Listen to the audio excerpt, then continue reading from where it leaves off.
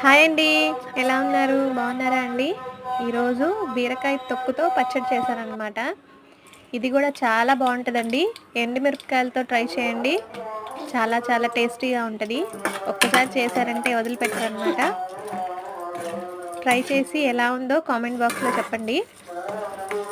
పనంతా అయిపోయిన తర్వాత హమ్మయ్య! అని కూర్చుంటామా, ఇంతలో వస్తారు.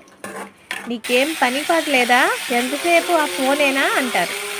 సరే కదా! ఖాళీగా ఉంటే ఇలాగే అంటారులే అని ఏదో ఒక పని చేసుకున్నామనుకోండి, ఇంక నీకు ఇంతసేపు అదేనా? పిల్లలు ఏం లేదా? పట్టించుకునేది లేదా? అంటారు.